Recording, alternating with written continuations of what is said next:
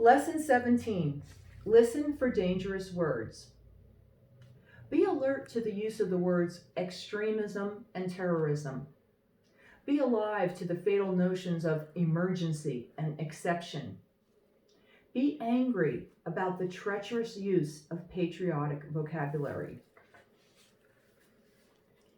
The most intelligent of the Nazis, the legal theorist Carl Schmitt, explained in clear language the essence of fascist governance. The way to destroy all rules, he explained, was to focus on the idea of the exception. A Nazi leader outmaneuvers his opponents by manufacturing a general conviction that the present moment is exceptional, and then transforming that state of exception into a permanent emergency. Citizens then trade real freedom for fake safety. When politicians today invoke terrorism, they are speaking, of course, of an actual danger. But when they try to train us to surrender freedom in the name of safety, we should be on our guard. There is no necessary trade-off between the two. Sometimes we do indeed gain one by losing the other, and sometimes not. People who assure you that you can only gain security at the price of liberty usually want to deny you both. You can certainly concede freedom without becoming more secure.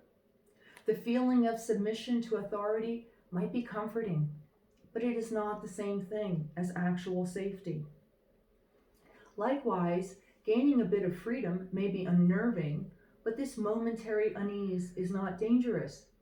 It is easy to imagine situations where we sacrifice both freedom and safety at the same time when we enter an abusive relationship or vote for a fascist. Similarly, it is none too difficult to imagine choices that increase both freedom and safety, like leaving an abusive relationship or emigrating from a fascist state. It is the government's job to increase both freedom and security. Extremism certainly sounds bad, and governments often try to make it sound worse by using the word terrorism in the same sentence. But the word has little meaning. There is no doctrine called extremism. When tyrants speak of extremists, they just mean people who are not in the mainstream, as the tyrants themselves are defining that mainstream at that particular moment.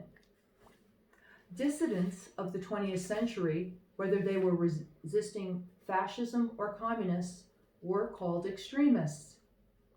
Modern authoritarian regimes, such as Russia, use laws on extremism to punish those who criticize their policies. In this way, the notion of extremism comes to mean virtually everything except what is, in fact, extreme: tyranny,